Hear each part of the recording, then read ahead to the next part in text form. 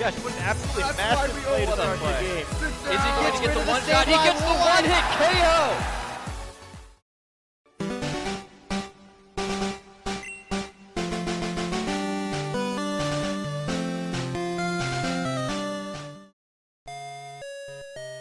Hey everybody, welcome to Pokemon Feet, Pokemon facts, Easter eggs, and trivia. I'm going to try to teach you something you don't know about the Pokemon series, but if I fail, whatever. Let's do it. Last week, we talked about Berg's character design and how it was influenced by the women in Sugimori's workplace. Well, Professor Juniper also had an interesting design stage. In her earlier designs, Juniper was a fat middle-aged man with an old man as her father. However, after complaints from his staff, Sugimori changed Professor Juniper to a woman and her dad to look much younger. Her current design is based off of Sugimori's idea of what a female working in New York would look like.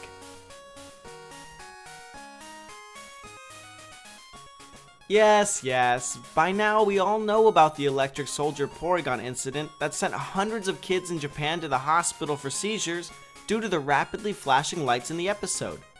But did you know the move Thunderbolt is censored in all non-Japanese versions of Pokemon Red and Blue for that very same reason? Yep, so as not to cause seizures.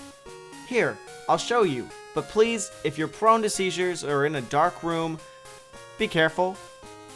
Alright, here goes.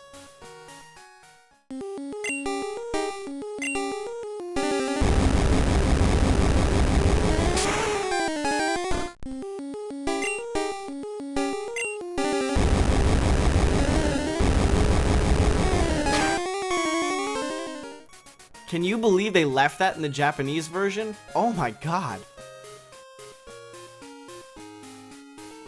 Many move types make sense. Fire Blast is a fire type move, and Waterfall, surprise, is a water type move. However, have you ever wondered why Twister is a dragon type move? Well, the reason behind this decision is due to the fact that Twister's Japanese name contains the characters Ta and Su, which mean dragon in Japanese.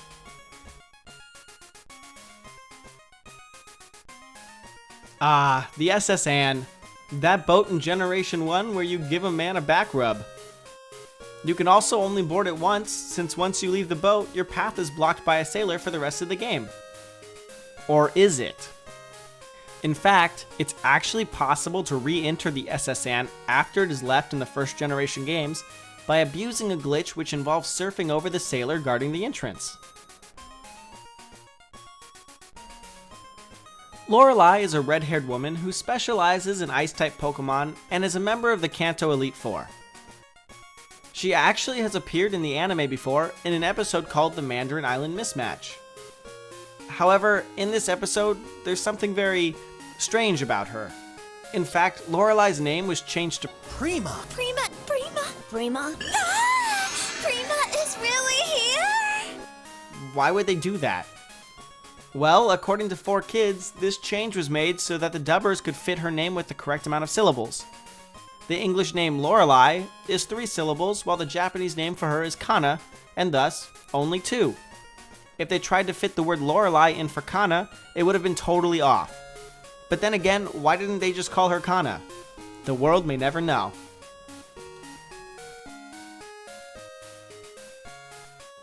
Pastoria City's a pretty chill place. I mean, the move relearner lives there, so it's gotta be pretty sweet, right? Well, standing right outside the move relearner's house in Pastoria City is a man who claims to be standing smack dab in the middle of town. However, according to the map of the town, he's actually placed 4 steps down and 5 steps right of the true center. Talk about confused. If you've played Pokemon before, and I assume that's probably all of you, I'm sure you understand the struggle that is watching the catching tutorial aimed for newer players to the game.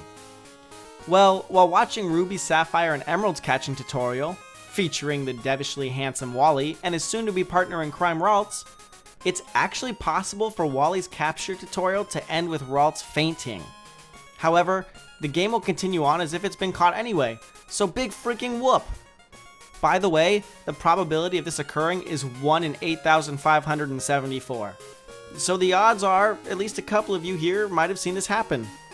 I sure as hell haven't. Remember our old streak of including at least one fact about Pokemon the first movie per episode? Well, guess what? I found probably the most useless fact yet. During the first movie, there's a split second where Rapidash has no flames. Yeah.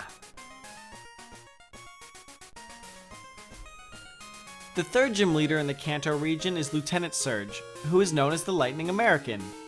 He's tall and sports blonde hair, which are two distinguishing traits Americans are often portrayed with by the Japanese.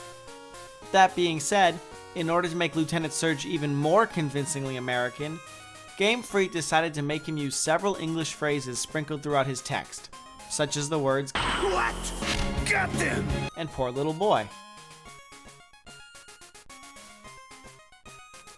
And finally, to finish up this week, let's talk about a particular Pokemon move that has a cool little anime reference attached to it. If you've ever watched the Pokemon anime, when a Pokemon uses the move Double Team, you'd see it duplicate its image numerous times in an attempt to confuse its opponent and make them miss their attack by targeting the wrong copy. Well, Double Team's Japanese name is a reference to a ninja technique often used in anime, manga, and other Japanese fiction, commonly known in English as Shadow Clone. Yep, Pikachu's Double Team and Naruto's Shadow Clones are one and the same. Hey everybody, thanks so much for watching this week's episode of Pokemon Feet. If you liked it, feel free to let me know with a like or a comment. Both of those are pretty freaking amazing. And if you think you could put up with me again, maybe even hit that subscribe button. I don't know, optional, but it'd be pretty cool. Anyway, thanks so much for watching this week. I hope you guys learned something, and I hope to see you next time on another episode of Pokemon Feet. Who's that Pokemon? Foot.